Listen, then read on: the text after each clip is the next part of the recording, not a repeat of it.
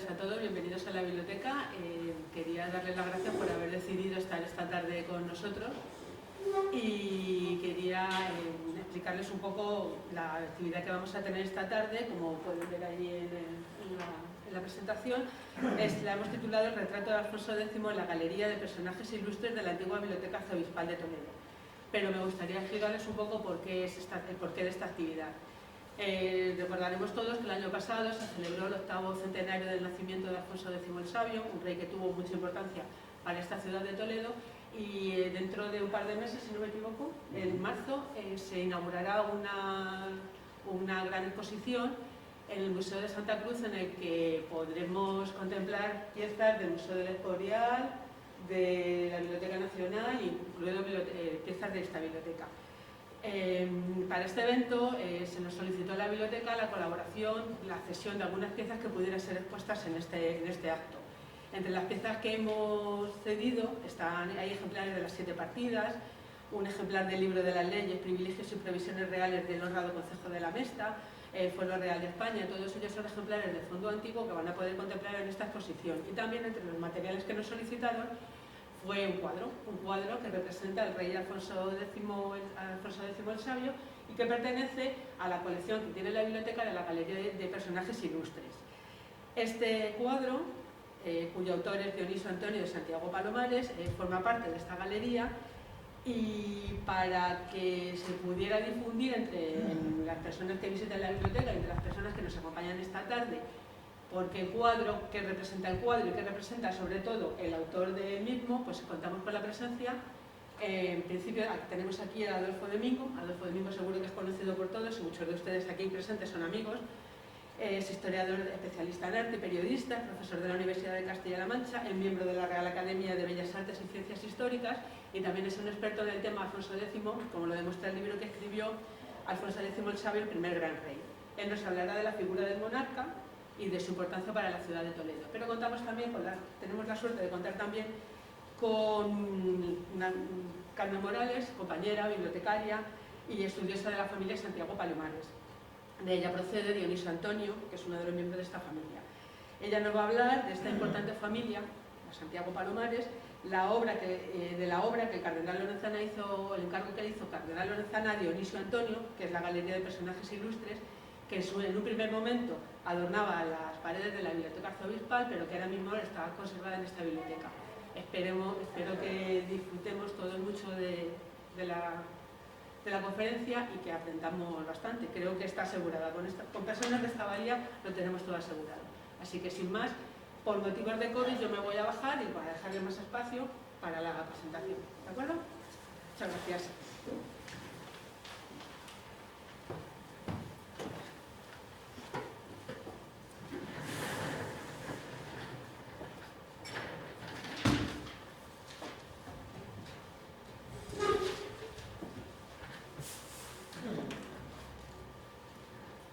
Muy bueno. ¿Se oye?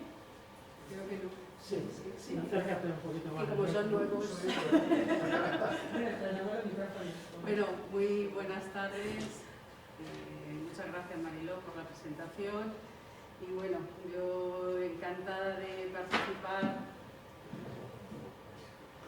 Estoy encantada de participar en esta charla, de la que Adolfo sabe muchísimo más, sobre todo del cuadro de la iconografía de Alfonso X. La verdad es que cuando me propuso hacer una introducción, yo voy a hacer una introducción para contextualizar el cuadro, pues la verdad es que me hizo mucha ilusión.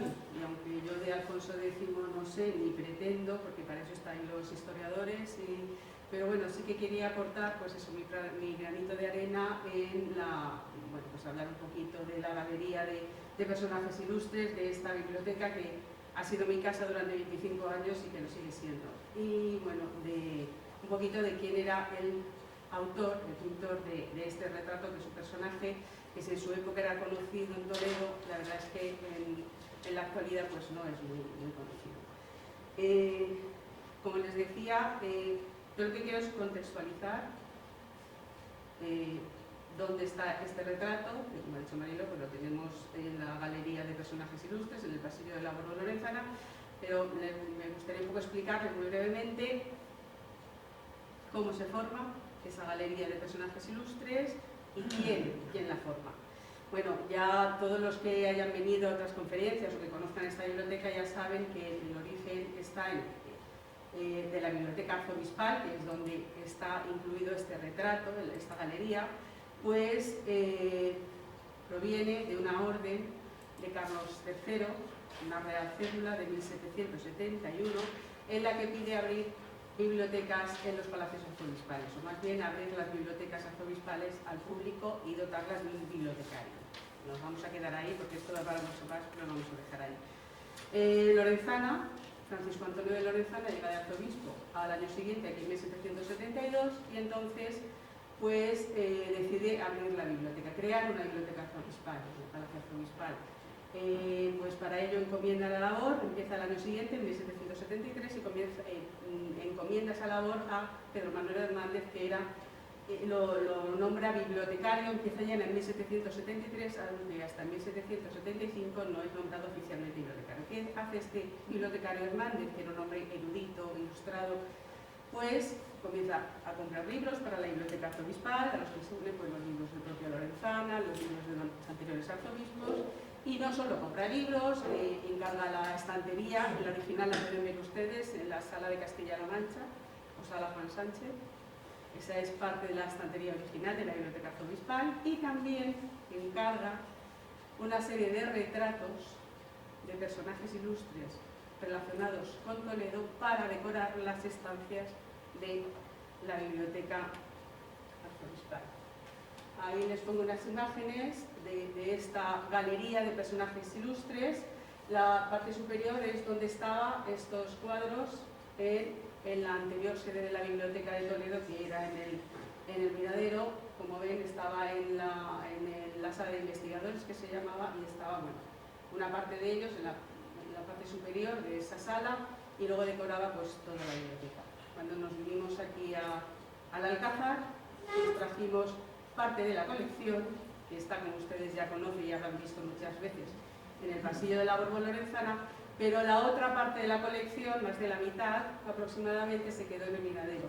Pero en el 2014 hicimos un proyecto para restaurar los 82 retratos y nos trajimos todos los cuadros que estaban en el Miradero y ahora están en esta biblioteca, están en los depósitos de esta biblioteca, esperando ser restaurados en algún momento y conseguir el dinero para hacer esa restauración.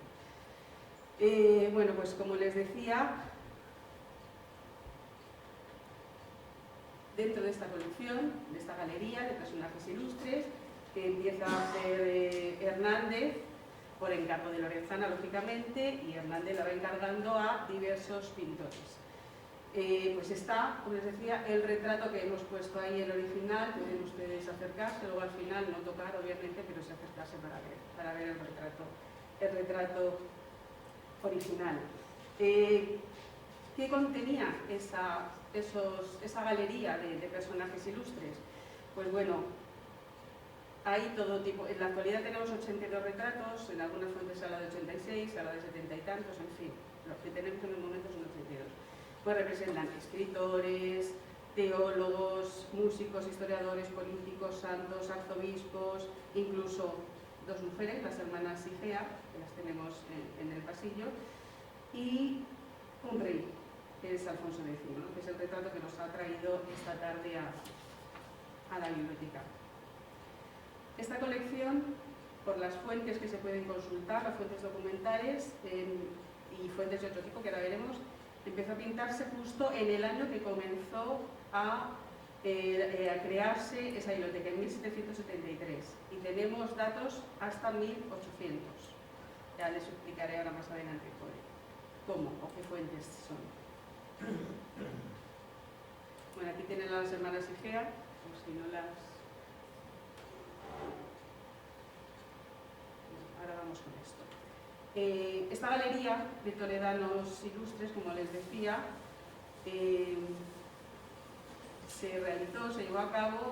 fue llevada a cabo por varios pintores. En principio teníamos documentados 2 pintores, pero he conseguido documentar 3 pintores. Entonces les voy a explicar ahora un poco El primero de ellos, bueno, todos los retratos, si los han visto, son iguales, semejantes, tienen las mismas medidas, el mismo marco original, dorado, etc. Bueno, el primer pintor, que también es el pintor del cuadro de Alfonso X, es Dionisio Antonio de Santiago Palomares. Él forma parte de una saga, de una familia, la familia Santiago Palomares, que fue muy conocida en Toledo en el siglo XVIII. Y que, bueno, a lo largo de los siglos ha quedado el nombre sobre todo de uno de los hijos, que es Francisco Javier de Santiago Palomares, porque fue uno de los grandes calígrafos españoles de todos los tiempos. Pero bueno, él forma parte de esa saga y entonces, bueno, pues está documentado en diversas fuentes. ¿Cómo sabemos que más de 50 retratos de la Galería de Toledanos Ilustres han salido de los pinceles de Dionisio de Santiago Palomares? Pues, si ven aquí, hay parte, muy pocos, pero algunos de esos retratos, en el reverso del lienzo, aparece Palomares. Y en este caso aparece el año, que es 1773.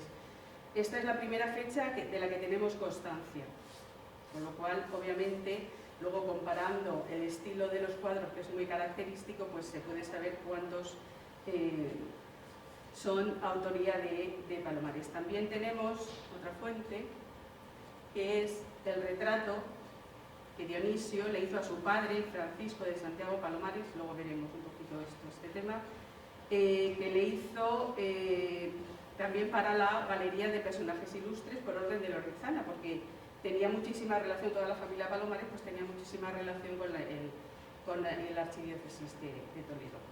Sabemos que está pintado en 1774 por el reverso del cuadro, que pone 1774, pero también porque el hermano Francisco Javier de Santiago Palomares,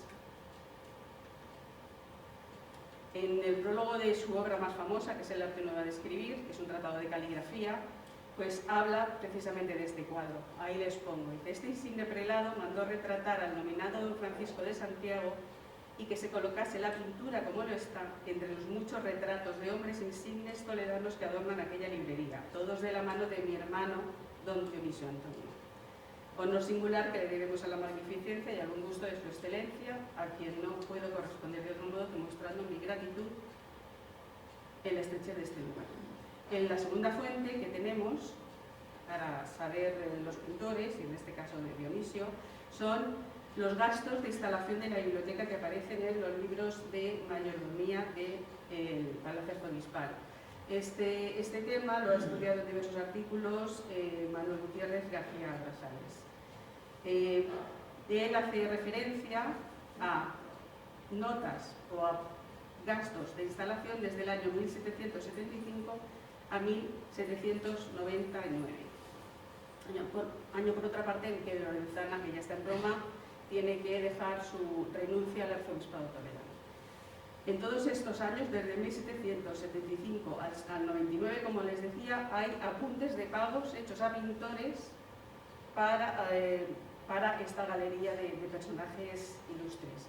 Tenemos, en algunos sí que aparece el nombre, pues a Palomares por un cuadro, a Palomares por dos cuadros, luego al pintor por tales cuadros, ahí no lo podemos saber. Pero sí que aparecen desde 1775 a 1792, que es la fecha de la muerte de Palomares, de Dionisio, de Santiago Palomares, hay apuntes de pago de retratos, con lo cual sabemos que durante todos esos años Palomares fue realizando retratos. Ya les digo que yo creo que más de 50 han salido de sus pinceles, salieron de sus pinceles. Luego también a veces sí que aparece el retrato, el nombre del retrato, pues aparece, por ejemplo, que pintó el de San Ildefonso, el de la mayor parte de arzobispos. En 1790 apareció un pago por el retrato de Tomás Tamames Vargas. Y luego aparece en el año 1792 el pago, que es el más caro, de 500 reales a Palomares por el retrato de Lorenzana. Yo no sé si es el que tenemos en la biblioteca, porque aunque yo no sé de historia del arte, comparando los estilos de los que hace Palomares con el de Lorenzana, pues me parecen diferentes. Pero bueno, yo ahí no sé si es ese retrato o es otro. No lo sé. Tenemos otro de Lorenzana, pero que tampoco es ese estilo. Aquí les pongo el retrato. Pues la verdad es que... No es una copia de Matías Moreno. Pues vamos, no lo sé, pero digo que yo no lo sé porque no estudio este tema. Ahora Adolfo nos puede un poco ilustrar en este tema de la historia del arte. Pero bueno, lo que sí les comentaba es eso, ¿no? Que hay estos datos que nos dan y nos certifican que fue Dionisio de Santiago Palomares el que hizo gran parte hasta el año 92 y estuvo pintando retratos, pues más de 50. Y hay una tercera fuente muy directa que es una carta que el propio Dionisio le escribe a su hermano Francisco Javier, al que llama Frasquito, cariñosamente, fechada el 30 de mayo de 1778, donde habla que está pintando el retrato de Gil de Albornoz y el de Perecius, que es Juan Bautista Pérez, que fue canónigo y bibliotecario de la Catedral de Toledo y obispo de Segovia. Dice así, está ahí apuntado. En efecto, que entregué, le dice Dionisio a Francisco Javier, entregué tu esquela al bibliotecario y por consiguiente quedó nuestro arzobispo satisfecho y puede dimanar Ribarreta, quien no deja de hablarle sobre mi acomodo y conveniencia. Mayormente ahora que estoy pintando los retratos del señor don Gil de Albornoz y el de Perecius.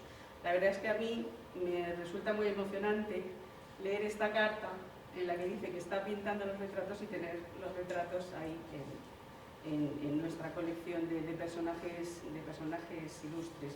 Un pequeño apunte, es que no me quiero alargar porque habla de acomodo y conveniencia. La familia Santiago Palomares, la verdad es que vivía de la archidiócesis de Toledo. De hecho, Lorenzana a veces se queja y le dice al bibliotecario, dile a Palomares que no solo su familia vive del arzobispado, sino que hay más gente a la que le tengo que dar de comer.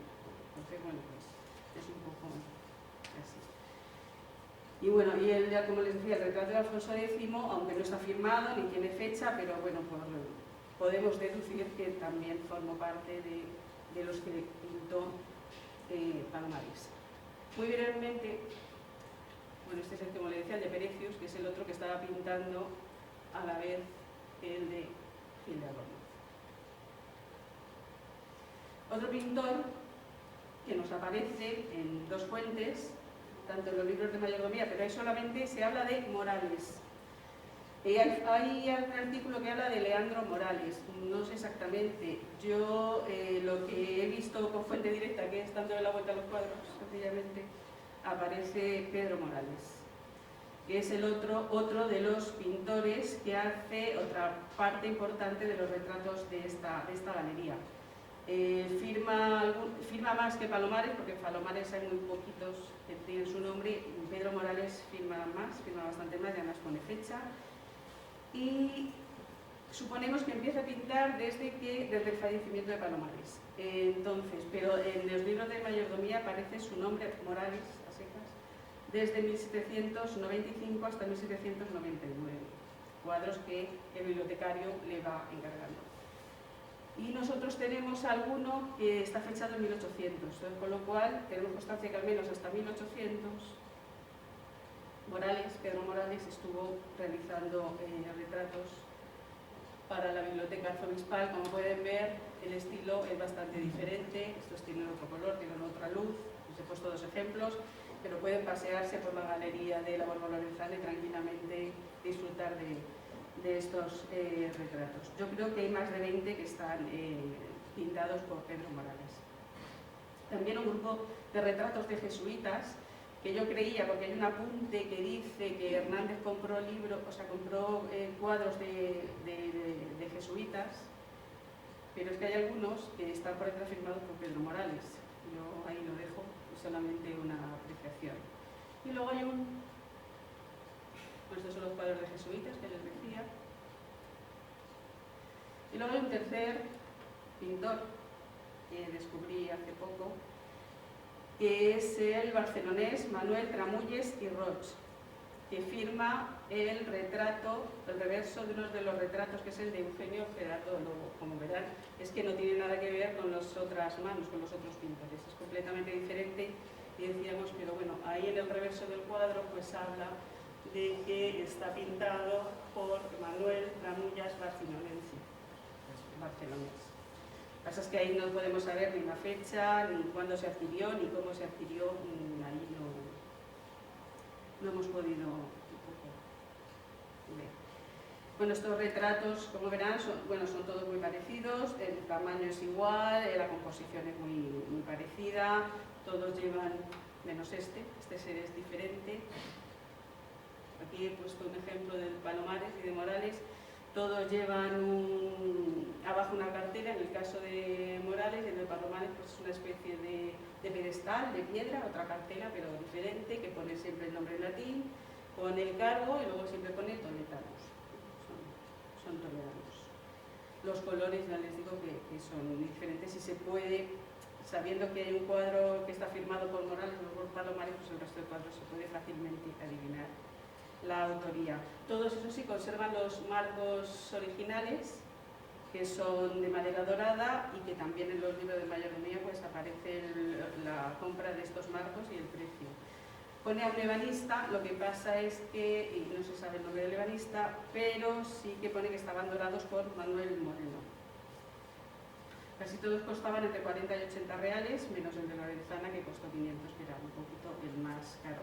En cuanto a la inspiración, ¿en qué se inspiraban estos pintores? Bueno, pues de ellos no va a hablar Adolfo, yo no voy a hablar, pero bueno, no se los inventaban, sino que había unas fuentes, había unas colecciones de grabados, e incluso había fuentes de cuadros originales, como el caso de los hermanos Covarrubias, estos son pintados por Palomares, que claro, Palomares pues tendría acceso a estos dos retratos del Greco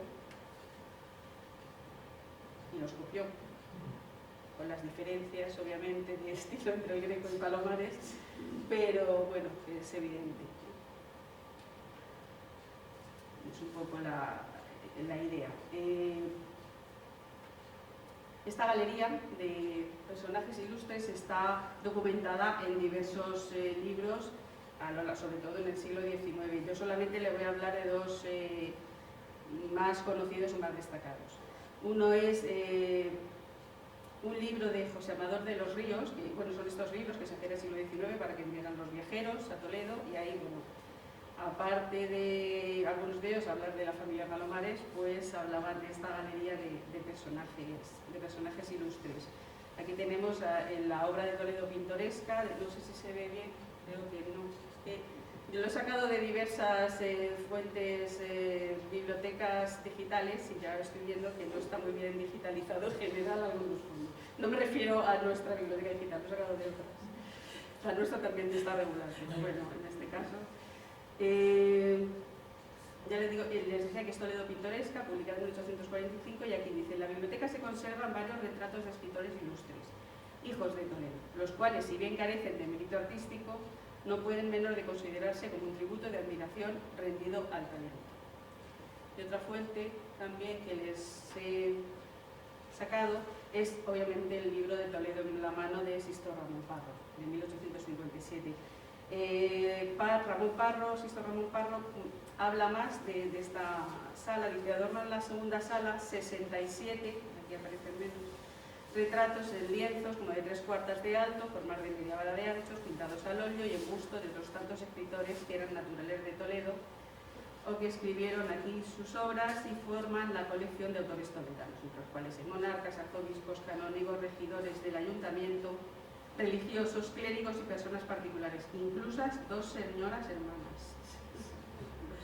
Dice: ningún mérito artístico tienen estas pinturas, algunas de las cuales son del Greco. Bueno, esto es curioso, no que sean del Greco. Esto es que no sé si me da tiempo, les quería contar una curiosa anécdota. Pero son muy apreciables porque perpetúan la memoria de los ilustres nombres de aquellos sujetos de talento distinguido que honraron su patria con sus trabajos y supieron adquirirse eterna fama. Efectivamente, aquí nos dice Sisto Ramón Parro un poco la utilidad de esta galería.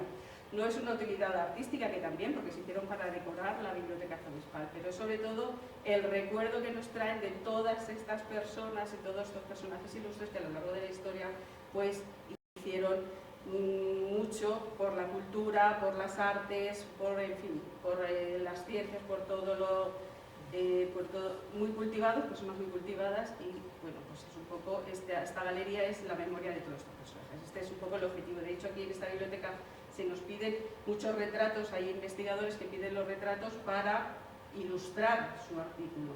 porque aunque obviamente el cuadro de Alfonso X pues no podemos saber cómo era, pero si alguien está escribiendo un artículo de Alfonso X pues le puede ser útil. Alfonso X es que tiene más iconografía, pero por ejemplo el cuadro de Jorge Manrique nos lo piden muchísimo, porque debe ser uno de los pocos únicos retratos de Jorge Manrique. Entonces, bueno, pues es un poco para como recuerdo de estos personajes. Sisto Ramón Parra es el primero que hace un inventario y aparece ahí, les tengo señalado en la fecha de abajo, el rey Don Alfonso el Sabio. Es el primero que aparece, con lo cual este retrato está en... También tenemos en el Archivo Municipal de Toledo una colección de placas de vidrio, de retratos que hizo Casiano Alguacil para inventariar esta galería. Lo que pasa es que si ustedes revisan, pues no todos son de la galería que tenemos en la biblioteca, son de otras galerías, no sé. Pero sí, por ejemplo, está el retrato de Alfonso X, como les pongo aquí. Se pueden consultar, pueden ver todos los retratos en la web del Archivo Municipal porque está digitalizado. Y luego, en nuestros tiempos, voy a destacar a dos autores que han escrito algo sobre esta galería de toledanos ilustres. Uno es Santiago Arroyo Serrano, que escribió en el año 2008, no he puesto imágenes, en el año 2008 un libro que se llamaba Miradas desde la Biblioteca, que fue editado por la Asociación de Amigos de la Biblioteca, y entonces ahí es un librito azul y blanco, muy finito, pero hace una breve recorrido pues, por unas 60 biografías de los retratados. Y luego, en el año 2012, tenemos un estudio muy interesante de alguien que está aquí con nosotros, que es Antonio Casado, que nos trajo un trabajo muy interesante, como les decía, que hizo para el DEA, para el Diploma de Estudios Avanzados, sobre los togados de Lorenzana. Bueno, pues él hace un estudio de una serie de personajes, bastante más extenso obviamente, porque es un trabajo de investigación concienzudo, sobre al menos 25, no sé si es más o menos, que eran personajes relacionados, pues, docentes, eruditos, relacionados con la universidad. De hecho, algunos o muchos de los retratos que les he puesto aquí, aunque son de nuestros toledanos, de unas diapositivas, que es el único inventario que conservamos, unas diapositivas que se hicieron en los años 60, en el Miradero, pues amablemente Antonio Casado nos la digitalizó, esa diapositiva. Por eso se lo quiero agradecer, ya que está aquí. Gracias a vosotros. Para este trabajo. Es un trabajo muy interesante, pero no está publicado. Bueno, y como les decía, hasta aquí ya no voy a hablar más un poco de la galería, ha sido unas pinceladas rápidas. Ustedes pueden, pues eso, documentarse o simplemente disfrutar de nuestra galería de personajes ilustres, que la tenemos en un lugar privilegiado. Ahora vamos a hablar un poco del pintor, de Dionisio, Antonio de Santiago Palomares. ¿Por qué el bibliotecario Hernández le encarga a Dionisio estos cuadros? Pues como les decía, la saga, la familia Palomares estaba directamente relacionada con la archidiócesis, porque es que vivía de la archidiócesis. El padre, fundamentalmente, y luego el hijo, el único que se quedó en Toledo, que fue Dionisio, pues también vivía. Les vendían les vendían libros, porque tenían unas bibliotecas magníficas, y cuando no tenían dinero, pues le vendían algunos libros a la biblioteca arzobiscal y vivían de eso. El padre, el viejo Palomares, como les dice Lorenzana, les vendía también antigüedades, porque pues se dedicaba un poco al estudio de las antigüedades, les vendía el gabinete, una colección de monedas para el Gabinete de Maravillas que tenía Lorenzana, el Palacio Arzobiscal, en la biblioteca. Y el hijo, Dionisio, también siguió vendiendo libros, siguió vendiendo antigüedades a la archidiócesis. Con lo cual, pues tenían una relación, el bibliotecario, Lorenzana, muy, muy estrecha. Por eso, ¿a quién le iba a encargar los cuadros? Sino a Palomares, obviamente. Bueno, vamos a ver quién era este Dionisio de Santiago Palomares. De Santiago es el apellido, porque a veces también he visto Santiago Palomares, o sea, Santiago no es nadie, es el apellido de Santiago Palomares. Pues, como les decía, aquí tenemos un poco la familia. Francisco de Santiago Palomares es el padre que estuvo muy vinculado, como les decía, profesionalmente, no solo personalmente, sino profesionalmente, además de venderles piezas, libros, antigüedades, también trabajaba, o sea, ocupó el cargo, 2 puestos que yo conozca, de escribano mayor de primeros remates de rentas decimales, y también fue agente general de Hacienda del Arzobispado de Toledo, y además fue profesor de matemáticas.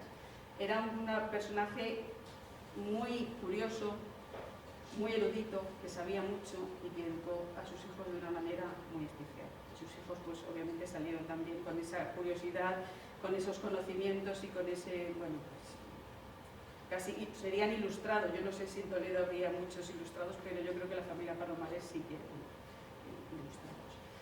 ilustrados. Por su erudición y por sus servicios al arzobispado, pues Lorenzana evidentemente mandó pintar el cuadro a su hijo, que es lo que hemos leído antes, que el hermano Francisco Javier indica en el prólogo a su libro del arte nueva de escribir. También sus excelentes relaciones, porque debía ser una persona con mucho don de gentes, que se relacionaba mucho y muy bien, porque de hecho aparece, he estado comentando antes con Adolfo, aparece en algunos libros de viajeros que venían a Toledo, bueno, pues aparece Francisco de Santiago Palomares, el padre. Porque bueno, pues se dedicaba a eso, al estudio de antigüedades, traducía las inscripciones de los monumentos toledanos, buscaba en el río, buscaba piezas arqueológicas y las encontraba, en fin, todo ese tipo de cosas. Él, bueno, se casó con Josefa López Moler y Pedraza y tuvieron cinco hijos. La mayor fue María Josefa, que se hizo religiosa de la Purísima Concepción, y bueno, pues simplemente su padre estuvo pendiente de sus gastos y luego los hermanos pues, se encargaron de eso cuando el padre falleció.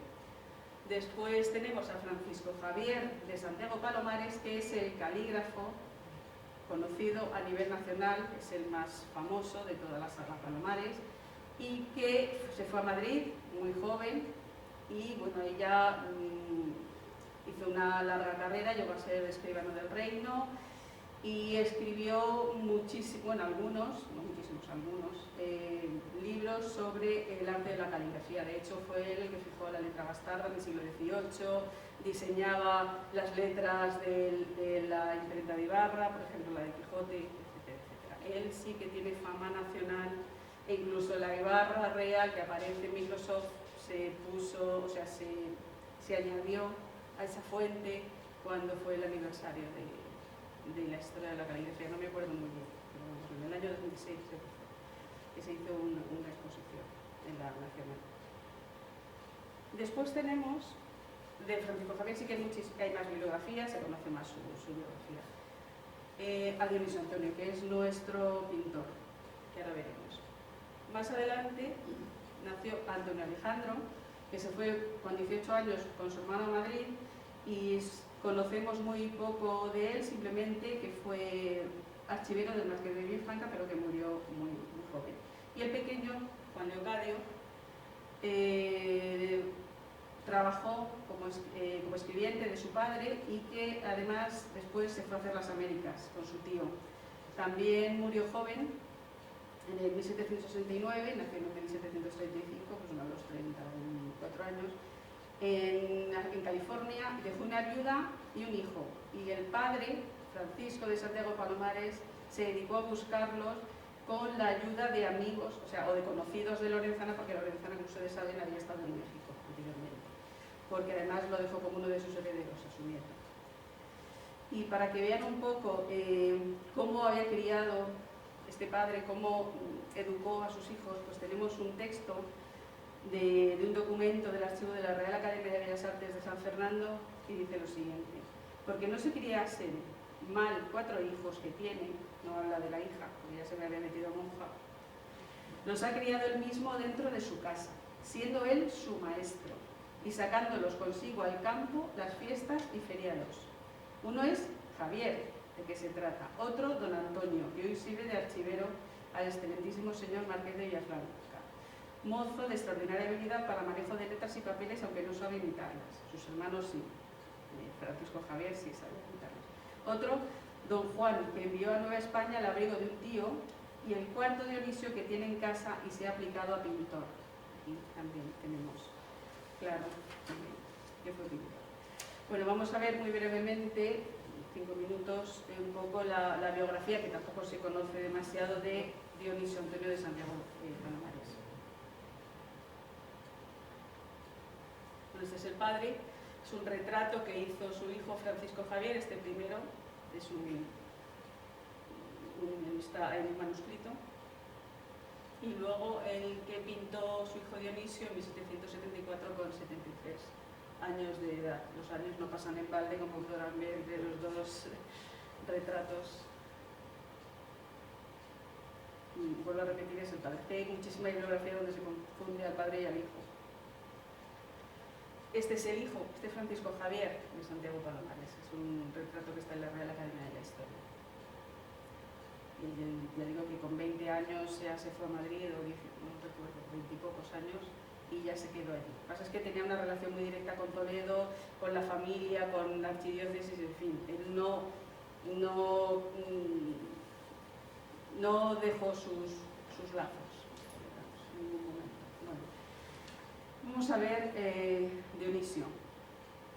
Es el menos estudiado y el menos conocido de los tres conocidos Palomares, padre, o sea, Francisco Javier y Dionisio. Dionisio es un poco el menos conocido y el que menos documentación tiene. Hay un artículo que realizó Ramón Sánchez González en el año 2009 y en que habla, porque utiliza hay un documento de archivo en el Archivo Histórico Provincial de Toledo de su tasación, ¿no? De la tasación de sus bienes, y ahí es un poco donde más podemos conocer un poco la vida de este personaje muy interesante. Bueno, pues nació en Toledo en 1730, y bueno, es el único que permaneció en Toledo toda su vida, cuidando a su padre, etc. Y destacó profesionalmente en la pintura y el dibujo porque se dice que era pintor y profesor o maestro del nobilísimo arte de la pintura. De hecho, en el catastro del Marqués de la Ensenada se habla de él como dibujante. Este dato se puede ver, este es el testamento del padre, está también en el Archivo Histórico Provincial, y ahí abajo aparece que tanto el hijo como con su tía y su prima se pasen a vivir juntos a una casa cuarto de alquiler, proporcionando a sus posibles, capaz de que pueda trabajar en su obrador lo que se le ofrezca en el nobilísimo arte de la pintura que profesa. Tenemos claro, o sea, que era pintor, y a su padre en estas fuentes aparece. Como les decía, es el hijo más cercano a su padre, además que lo cuida en los últimos años de su vida. Cuando se quedó ciego, Francisco de Santiago Palomares se queda ciego y es el hijo el que cuida de él.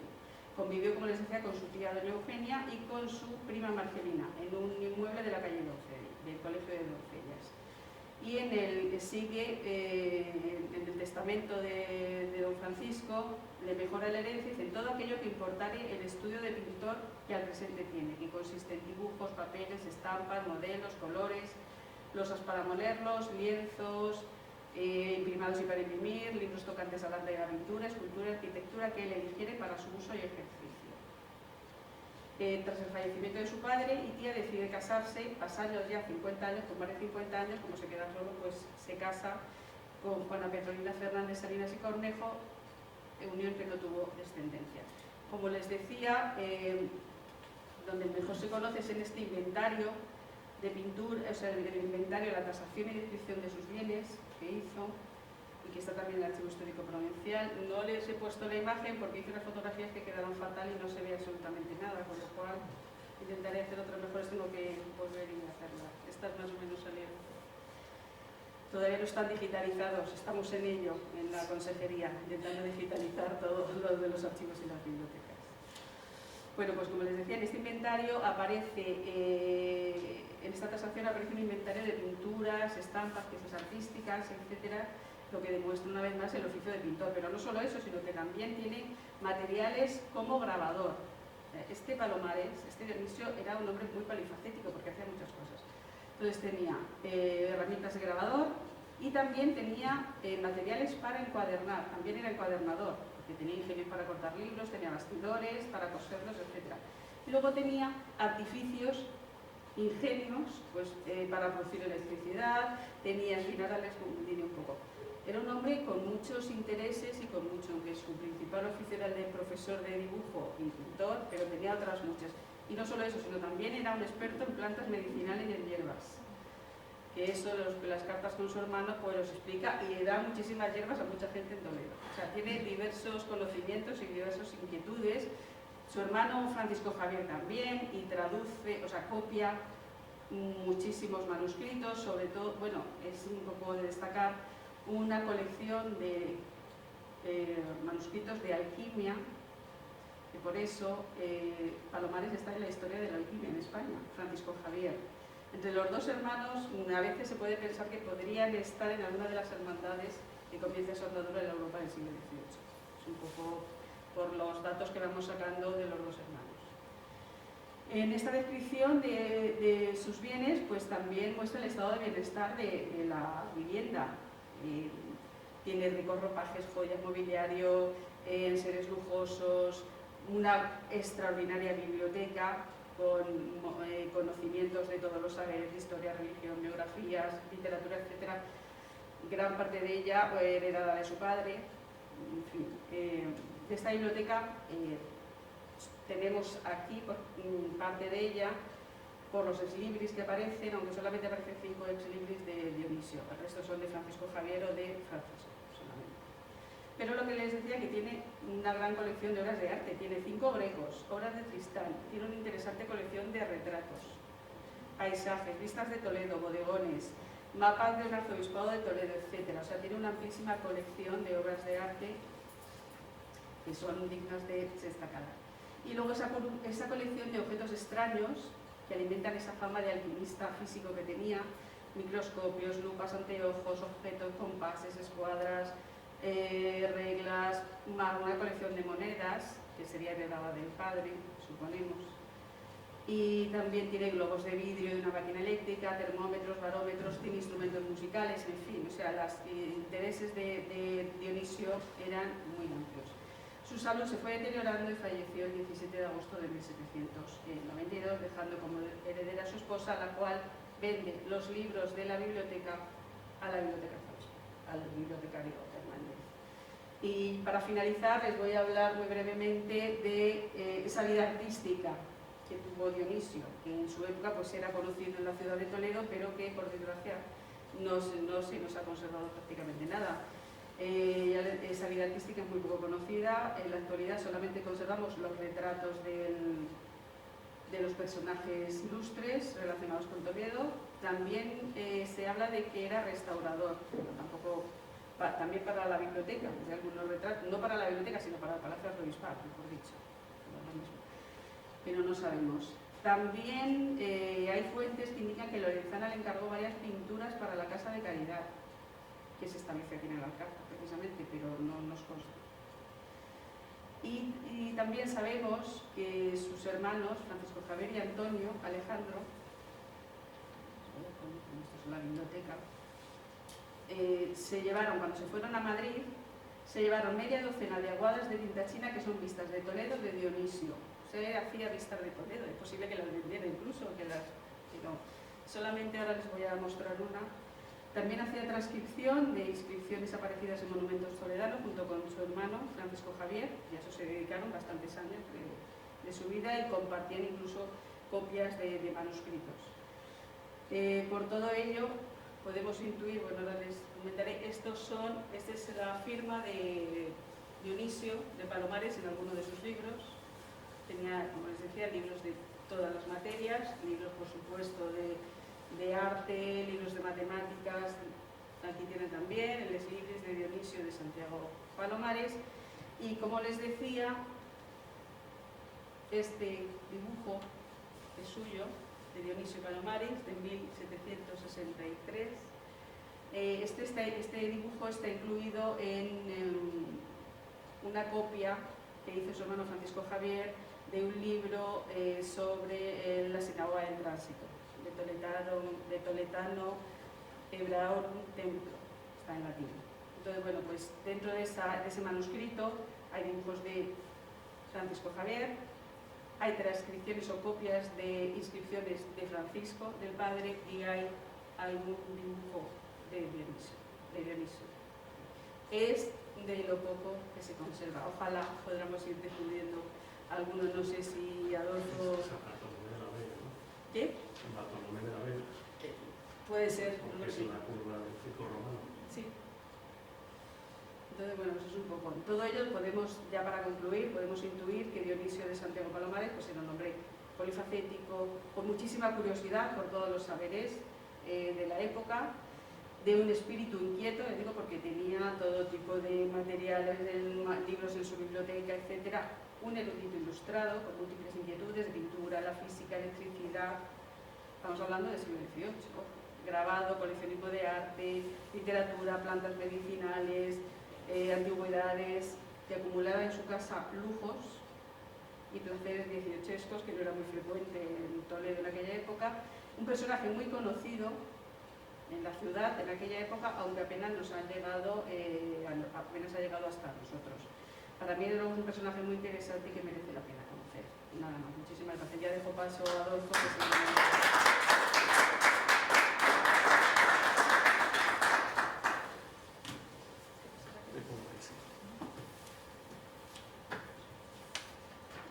Bueno, mientras Adolfo ya prepara su...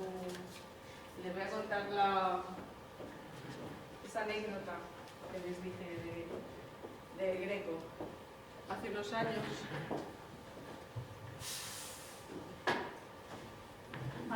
años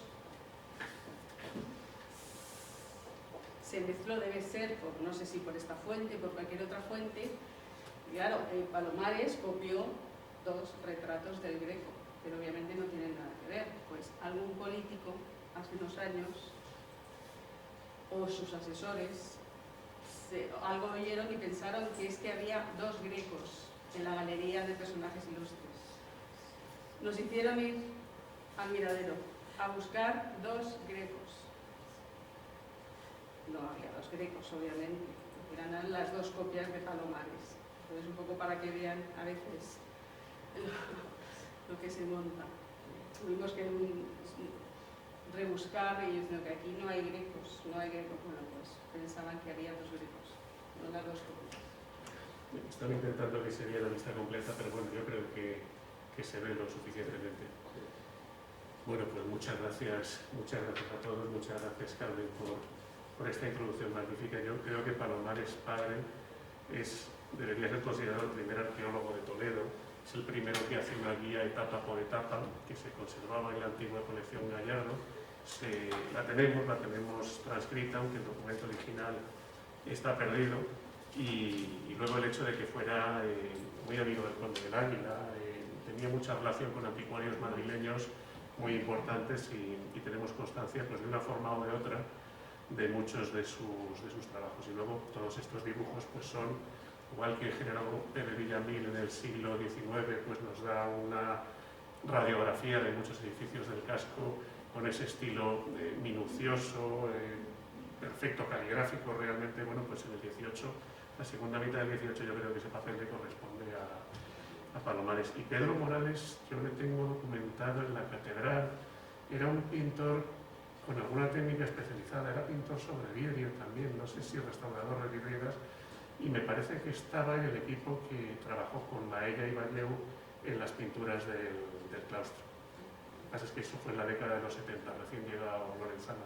Luego está muy documentado en los años 90, pero no lo suficiente como para que podamos trazarle una biografía que en algún momento pues ya llegará. Bueno, la idea que tenía yo era hablarles, más que de Alfonso X y de su vida, es plantear pues, cómo se ha representado Alfonso X el Sabio dentro de la tradición artística toledana. A lo largo de estos últimos años pues, se ha insistido mucho en ese estado lamentable del monumento de Francisco Toledo, que estuvo en el Miradero, que se trasladó al Parque de las Tres Culturas.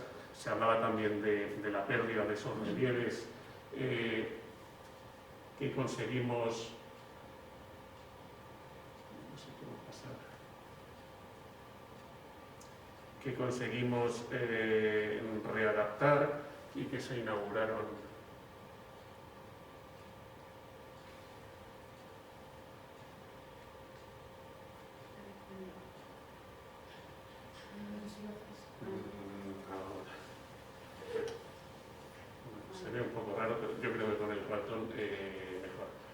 Bueno, lo que les comentaba es eso, que se despertó mucha polémica en torno al estado de este monumento, en torno a si era legítimo reinterpretar esos relieves perdidos que estuvimos buscando durante mucho tiempo, que finalmente sustituimos por esas nuevas planchas de relieve unificadas que realizaron los discípulos de este artista, pero lo cierto es que no se ha llegado nunca a plantear si en esta ciudad ha habido alguna forma específica de representar a Alfonso X el Sabio o si contamos con modelos de Alfonso X el Sabio que sean anteriores a este monumento, pues que en definitiva se esboza en el 72, si no recuerdo mal, y se instala en el 76.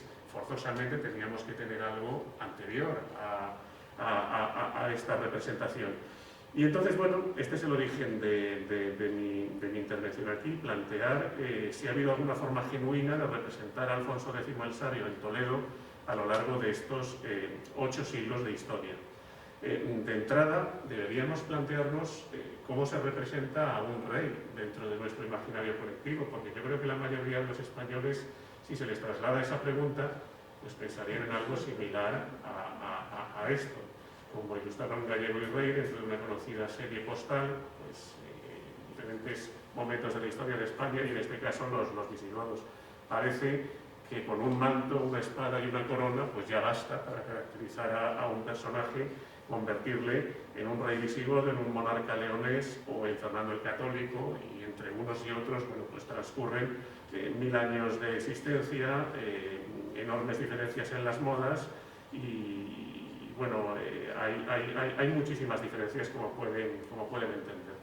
Frente a ese imaginario difuso, es posible destacar el ámbito de las iconografías regias, es decir, la manera de representar a los monarcas basándose en sus rasgos fisonómicos que a partir del Renacimiento, con la llegada del retrato flamenco en la segunda mitad del siglo XV, bueno, pues vamos a tener ya cada vez más reconocibles. Si yo les dijera que pensaran pues, en Enrique IV o en Fernando IV o en reyes Trastamara que sean anteriores a los reyes católicos, pues probablemente no tendrían ninguna efigie, ninguna semblanza en la que poder decir, ah, es este. Pero sin embargo ya a partir de los reyes católicos la cosa empieza a cambiar, podemos ya pues, ir planteando pues, cómo a los austrias les va avanzando el mentón o cuáles eran más o menos los rasgos de Felipe IV, por supuesto Carlos II, cuando ya finaliza la Casa de Austria, etcétera, etcétera. Pero claro, el problema es cómo representar a los monarcas medievales anteriores. De algunos de ellos, bueno, pues hemos conservado rasgos que tienen que ver con semblanzas físicas reconocibles, como el caso de Sancho I el Gordo de León, a quien Rodríguez Losada aquí representa de una forma bastante misericordiosa, porque por lo visto, según las crónicas, no podía subir al caballo y bueno, era un personaje que destacaba por su enorme obesidad, como diríamos hoy. Es bastante claro el caso del rey Fabila también, como sabrán, que muere atacado por un oso. Muchas veces estos retratos de reyes son muy convencionales. Yo antes hacía una broma hablando de los muñecos de Playmobil. Es como si en una colección de Playmobil pues fuéramos intercambiando las pelucas, los trajes, pero la disposición, el rostro, digamos la forma de presentar al personaje pues siempre es la misma. Pero por el contrario, una de estas iconografías regias va a destacar por la calidad fisonómica de los retratos. Por mucho que los rasgos de cada monarca, de estos monarcas medievales hasta la llegada del Renacimiento, y como digo, la manera en que los pintores, los grabadores ya conocen la semblanza de los últimos reyes a través de las estampas, pues como digo, esta iconografía regia también es inventada, pero la realiza un grabador flamenco llamado Arnold van Westerhout. El título es un poco largo, es el que tienen aquí, básicamente efigies y firmas de los reyes de España desde los antiguos reyes godos. La serie comienza en Ataulfo, luego pasa a los reyes castellanos, entre medias los reyes asturianos, luego los austrias, y termina con el último monarca que había en 1684, que es cuando esto se imprime por primera vez, que era Carlos II, Lo que pasa es que posteriormente se le añade también el retrato del primer Borbón, del rey Felipe V. Bueno, aquí tienen la firma de este grabador, de Van Westerham, enormemente prolífico, realizó pues alrededor de 600 y pico grabados. Estuvimos mirando en su momento, Carmen y yo, a ver si esta publicación, las efigies de los reyes de España, estaba aquí en la biblioteca.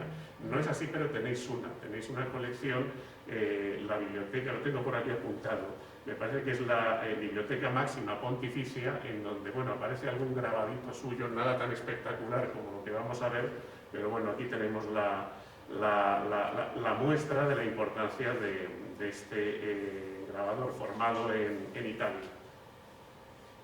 Yo he traído aquí, para que las vean, a finales del siglo XVIII, esta serie que él realiza y que publica en Roma en 1684, digamos que se vuelve a imprimir en España con comentarios en latín de Agustín Nifo.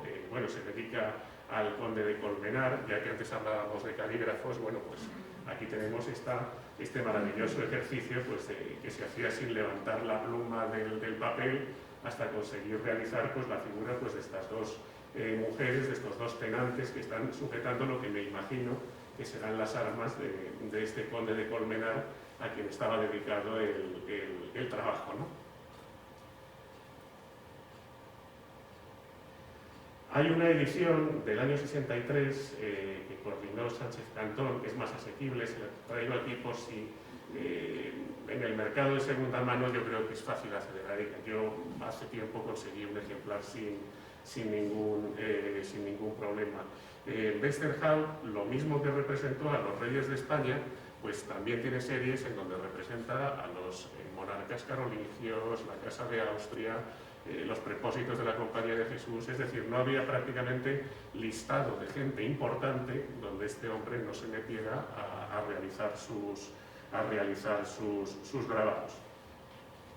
Es un recorrido que, como decía, pues se inicia con los reyes visigodos. Aquí tenemos un ejemplo de Recesvinto, continúa con la monarquía asturiana, posteriormente los reyes castellanos, este sería Fernando III, el padre de Alfonso X el Sabio, y por último, pues ese Carlos II de la Casa de Austria.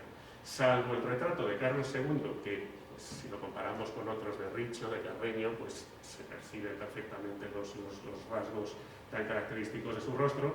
Los otros tres pues son absolutamente inventados, pero en comparación con esas efigies, digamos, tan iguales, tan acartonadas, tan simples de otras iconografías regias, en este caso, un artista como el propio Palomares, pues tenía que darse cuenta de que aquí los rasgos pues eran muy reales. Son unos retratos absolutamente maravillosos, aunque como repetimos una vez más, pues no se correspondan con los rasgos de los monarcas representados. En total, 83 grabados, que suben a 84 si incluimos ese de Felipe V, y como digo, pues introducen diversidad no solamente en los rostros, también en los tipos de corona que lucen, mantos, armaduras, placas, en algunos casos pues órdenes, insignias. Vamos a ver un poco todo esto ahora. Y llegamos al que sería el modelo en el que se inspira Alfonso X el Sabio. Les llamará la atención que la numeración está cambiada, es Alfonso XI.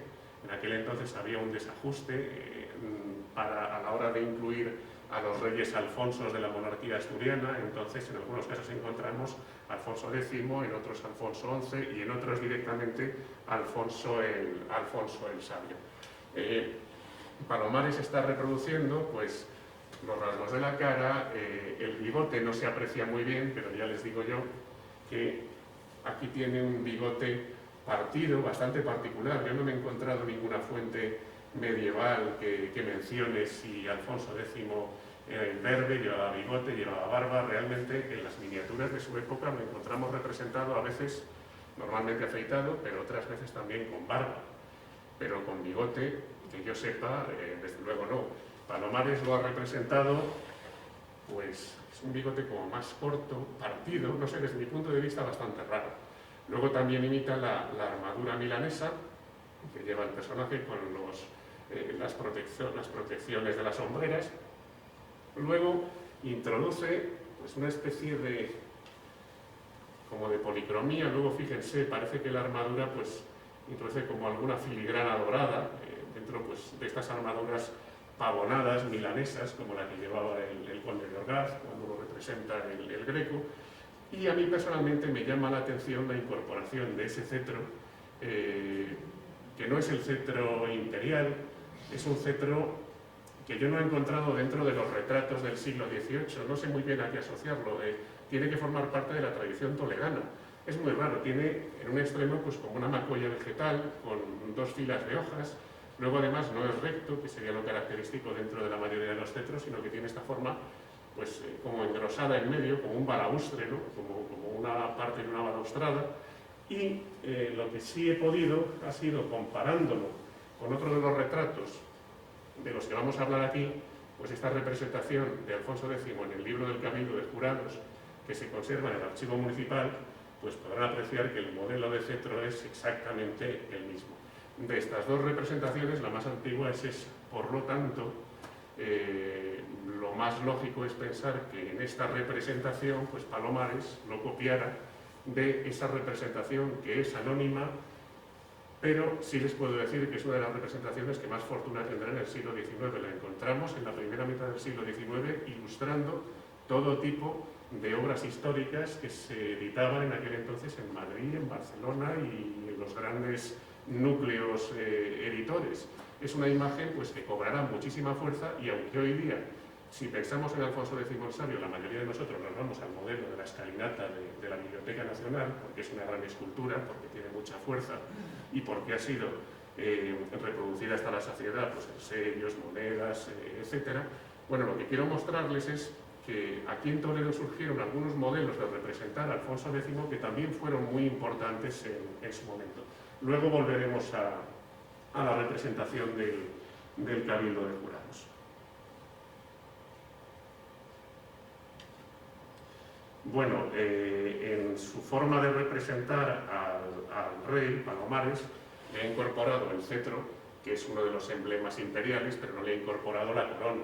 Normalmente un personaje a quien se quiere representar como emperador, Alfonso X no lo fue, pero sí que tuvo muchas aspiraciones y estuvo a punto de convertirse en emperador del Sacro Imperio Romano Germánico. Lo normal sería representarle con una corona como la que se incorpora ese retrato de ahí. Las coronas reales normalmente son coronas abiertas, es decir, pues, la diadema que rodea la cabeza y una serie de radios que según la tradición grecorromana, bueno, pues tiene que ver con Helios, el sol que proyecta sus rayos, pero la corona imperial se cierra por arriba, no sé si pueden apreciarlo, con 2 diademas perpendiculares adornadas con perlas, y luego en medio eso rojo pues sería una especie como de bonete de tela. Tiene distintas variantes, por ejemplo la corona imperial francesa, la británica, en Centro Europa y otros modelos, pero básicamente todas parten de ese antiguo Sacro Imperio Romano Germánico. Luego hay otros elementos que tienen que ver con esta representación de los emperadores, como sería el manto y también el orbe, es decir, esta especie de bola que en muchos de estos retratados suelen portar en una de sus manos. Entonces, como digo, Palomares no le ha representado la corona, pero si lo hubiera hecho, el modelo que tendría que haberle añadido pues sería muy parecido a ese.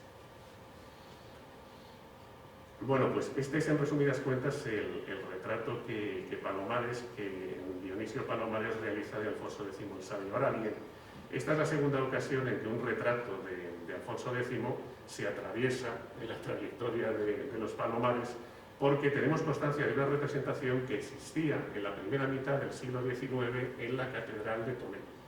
Allí la va a conocer un personaje muy importante, un personaje de una importancia fundamental para la historia del arte del siglo XIX, sobre todo para el grabado, para el ámbito del grabado, como es Valentín de Calderera. Calderera va a ser el autor de otra de estas iconografías regias, en este caso la iconografía española, que empieza a publicarse en 1855 y termina una década después, en 1864, y que se centra no tanto en las semblanzas de los reyes, sino con una sensibilidad pues, típicamente romántica, se centra en sus tumbas, se centra en la manera en que bueno, estos personajes han sido representados en sus sepulturas para la posteridad. Entonces él recoge las tumbas de los reyes, pero también de sus consortes, de sus familiares, sus hijos, sus hermanos, como muestra un botón. Aquí tendríamos al infante don Felipe de Castilla. Este es uno de los hermanos pequeños, de los muchos que tuvo Alfonso X, fue el marido, el esposo de Cristina de Noruega. Luego ella muere, él vuelve a casarse y tanto él como su esposa, que estaría al lado, pues están enterrados en una iglesia palentina maravillosa, la del Alcázar de Sirga. Bueno, pues ahí a la izquierda tendrían la manera en que Carderera pues representa a este personaje dentro de su iconografía. El caso es que a la hora de representar a Alfonso X, Carderera ya planteaba a mediados del siglo XIX que había un problema, y era la escasez de representaciones en las que poder inspirarse para hacer un retrato de Alfonso X. De hecho, él lamentaba que la Real Academia de la Historia, en su edición de las 7 partidas de 1807, hubiera representado al rey sabio, y cito literalmente, obeso, barbudo y de innoble aspecto. Aquí le tendríamos pues, con todos los símbolos imperiales realmente, cetro, orbe, manto, y en la cabeza, dado que en España la corona imperial no es un símbolo que sea muy habitual encontrar en el mundo del retrato, pues a mí me da la sensación de que aquí el artista pues, no sabía muy bien exactamente qué es lo que representar. Es una especie como de mitra papal con ese bonete rojo, pero que no llega hasta arriba, y entonces queda una cosa pues como muy rara. Desde luego tan rara pues como esa sensación pues de obesidad, de abotargamiento que tiene el personaje. La verdad es que parece que se acaba de levantar de una siesta, está como dormido, ¿no? Yo no soy especialista precisamente en el mundo de la miniatura, pero si nos vamos a la General Historia que perteneció al Marqués de Santillana, pues nos encontramos miniaturas pues bastante similares.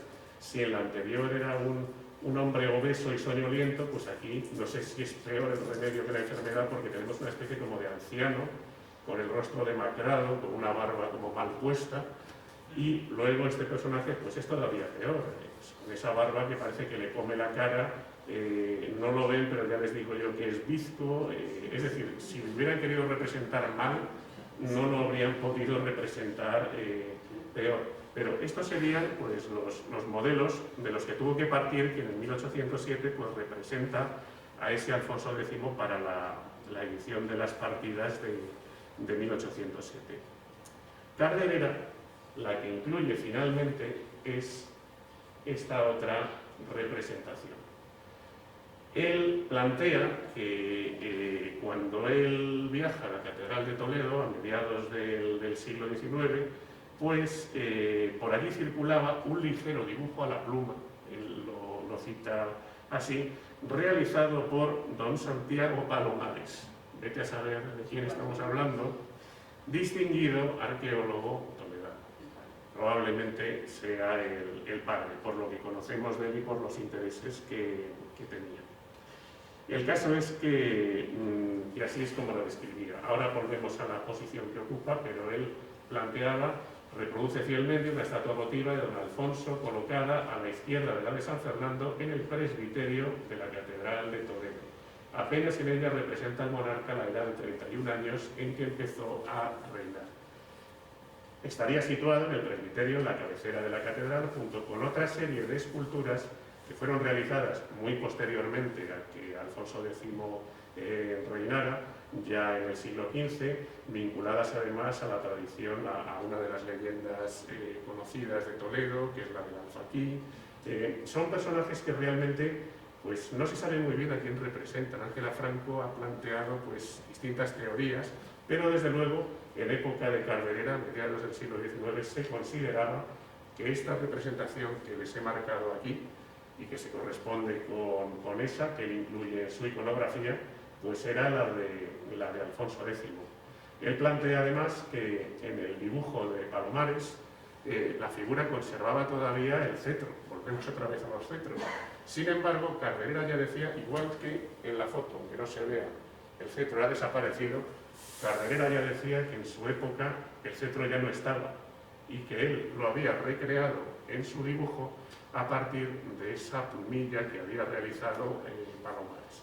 Un cetro rematado en globo y lo que en Sevilla muchas veces decían una paloma de plata. No es una paloma realmente, es un águila, es el águila de la familia Stauffen, por la madre de Alfonso X, Beatriz de Suabia, que era por quien Alfonso sí que se consideraba facultado para acceder al trono imperial, y el símbolo de la familia Stauffen pues era un águila negra. Lo podemos encontrar en muchos sitios de aquí de Toledo de la época de Alfonso X, por ejemplo en el refectorio del convento de San Clemente, mirando los techos, pues encontramos leones, encontramos castillos y el águila de los Stauffen.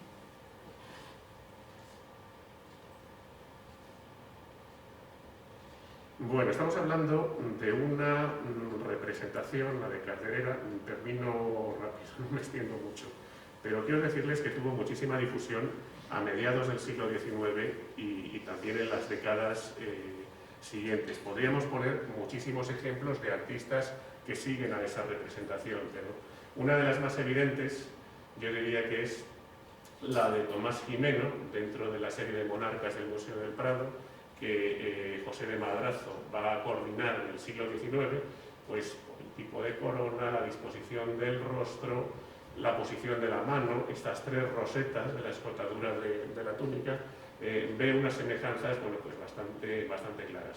Hay otras muchas efigies, por ejemplo, aunque no la vean muy bien, pues fíjense lo que les digo, porque la vestimenta, la posición del rostro, un rostro que lo mismo que en este retrato de Palomares, a mí tampoco me resulta nada regio, es un rostro como muy ancho, muy carente de expresión, con unos ojos grandes, inexpresivos, redondos.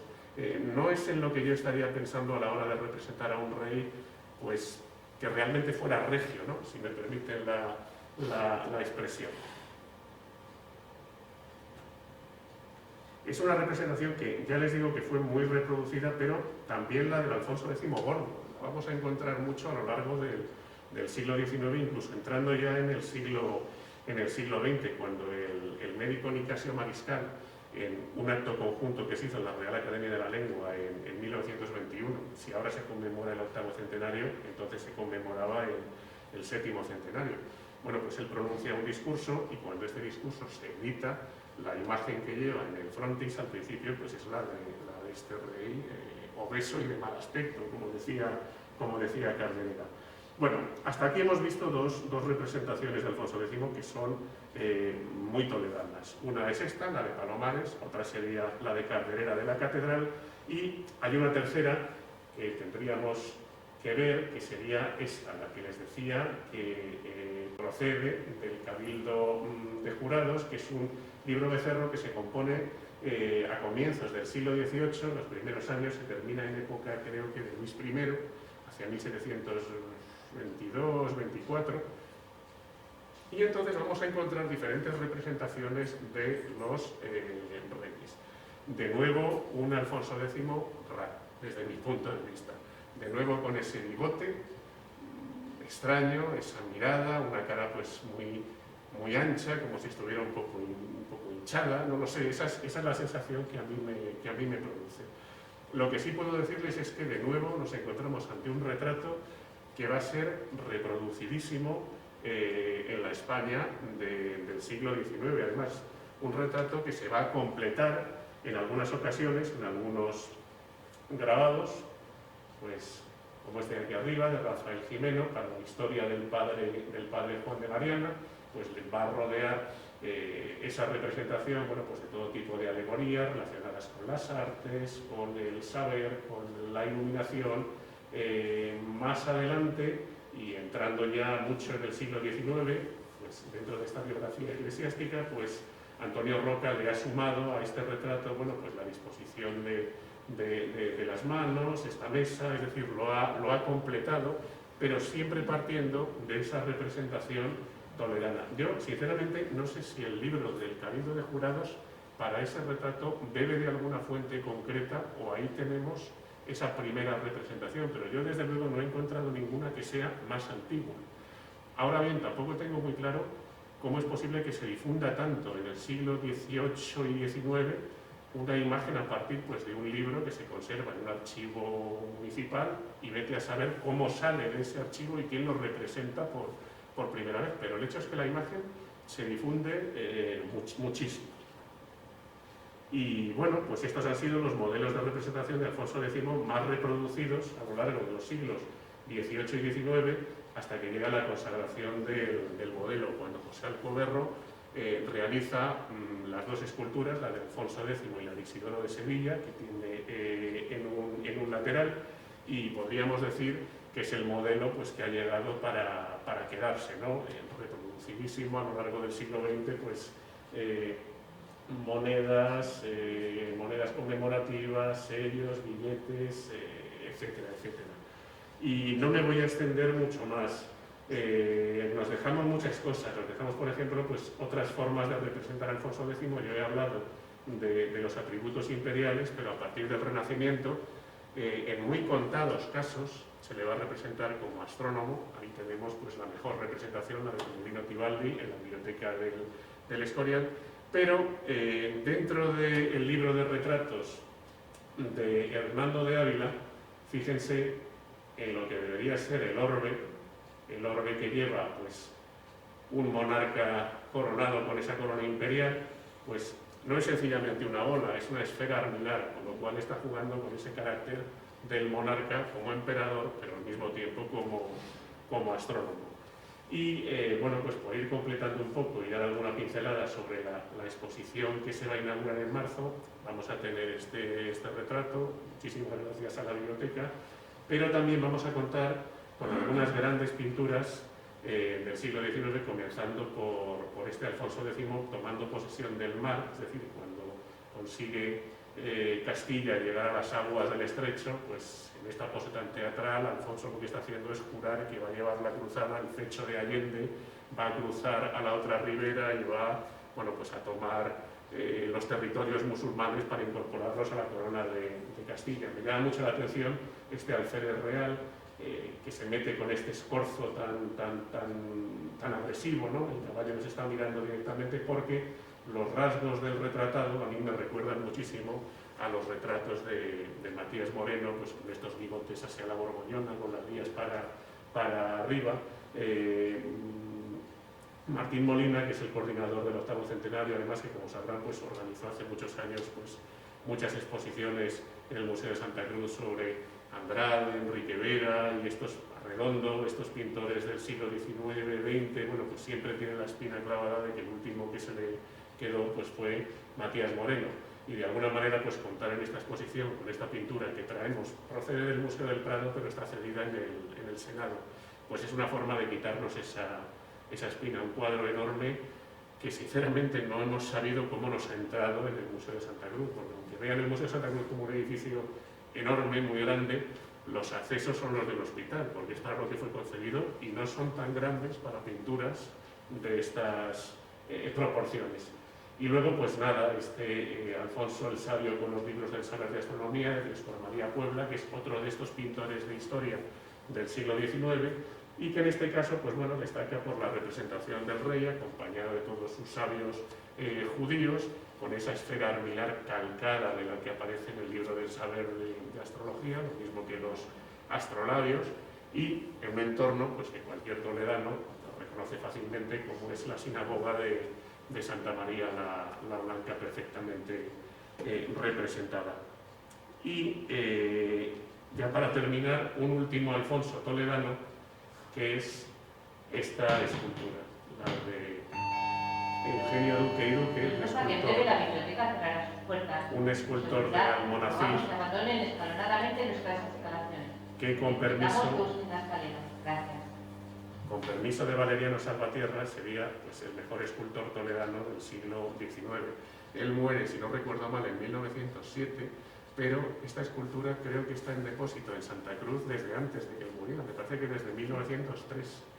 Y pues podemos decir que ha estado muerta de risa, estuvo muerta de risa en el centenario del año 21, estuvo muerta de risa en el centenario del año 84, pero tiene 2,20 metros de altura, pues una ejecución para ser un boceto en yeso muy buena, como pueden ver, y tiene una historia muy curiosa, y es que se hace a comienzos de la década de los 60 del siglo XIX, cuando en Madrid empezaron a celebrarse las exposiciones de Bellas Artes, exposiciones nacionales, que a los ganadores, bueno, pues les daba un prestigio y unas ventas importantes. Él la presenta, no gana, pero no sé cómo lo consigue, pero consigue que la escultura se presente en Palacio ante Isabel II y su marido Francisco de Asís. Y entonces el duque, que debía tener, bueno, pues una vis comercial importante, consigue que el heredero, que sería posteriormente Alfonso XII, que era el príncipe Alfonso, pues apadrine la escultura para formar parte de un gran monumento que él pretendía instalar en la plaza del príncipe Alfonso de Madrid, que no es otra que la plaza de Santa Ana. O sea que un escultor toledano realiza un boceto pues tan impresionante como esto, imagínenselo pues, rodeado de otras piezas, de unos pedestales, de una escala mucho más monumental. Si se hubiera construido realmente, pues imagínenselo en la plaza de Santa Ana de Madrid. Posteriormente, estamos en los 60 del siglo XIX, pues llega la Primera República, la familia real sale de España y la idea pues se va al traste, pero desde entonces tenemos esta escultura que ahora hemos restaurado mínimamente y que también vamos a mostrar en la exposición del 14 de marzo. Así que les invito a verla ahí. Muchísimas gracias.